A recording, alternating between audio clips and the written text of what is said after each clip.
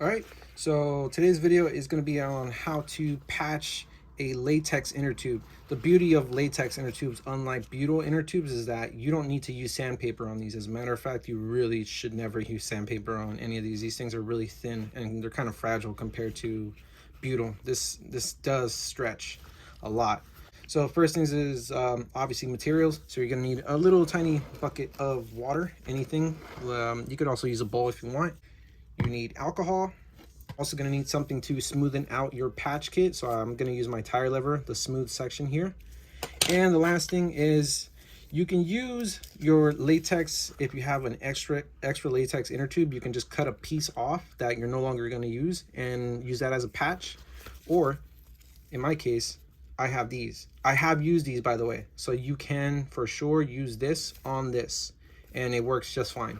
So let's go ahead and get to patching. First things first, and mind you, I've already patched this side, so I know for sure it works. And I apologize, this little section here did not come out perfect, but yeah, it looks fine. I'm gonna test this out anyway. But first things first is you wanna identify the section. And the way you do that is you inflate the tire, the inner tube with some air, and you go ahead and dunk it in water. Now, in my case, I've already done this. I've already located exactly where the problem is right here. So yeah, go ahead and just mark off exactly where your issue is with a Sharpie marker, and just go ahead and mark it off and try to be as close as possible as you can to that. You can circle it, or in my case, I put a little like X on it. Next thing is you need to clean off the area that you're going to be working on. So that's where the alcohol comes in. I've already dipped this in alcohol. Go ahead and clean off the section that we're going to work with.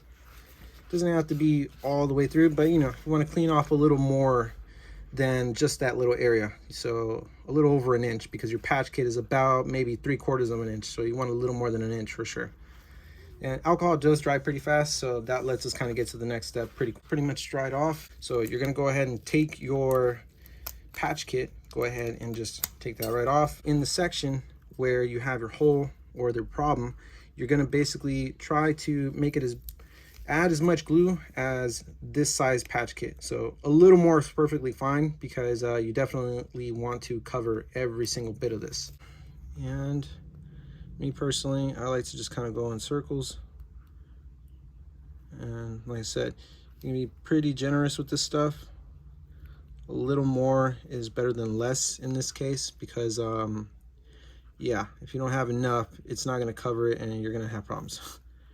So that looks pretty good, actually. That's a little more than I need, but that's probably fine. That's gonna work. After you applied your glue, you're just gonna go ahead and let this dry for a bit.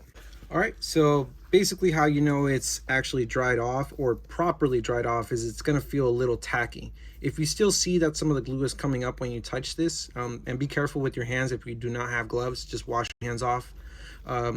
Yeah, it's gonna feel a little tacky. So all you're gonna do then afterwards is you're going to take your patch kit, make sure you line it up to the hole. So in my case, it's dead in the middle right there. Take your tire lever and then just go ahead and smoothen that out. Make sure you get all your orange edges or whatever edges you have on your patch kit, so that way it seals up correctly. And again, you're going to treat this exactly like you would a butyl inner tube or the black inner tubes that you see online or at your local shops. But only difference is that because this is latex, you don't have to be extremely aggressive with it. With butyl, you have to give it just a little more force, but this is a slightly more fragile material.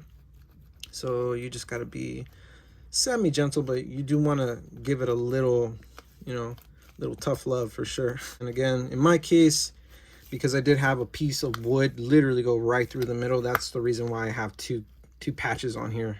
And yeah, again, I patched this inner tube like maybe 3 times already, more times than I'd like to admit.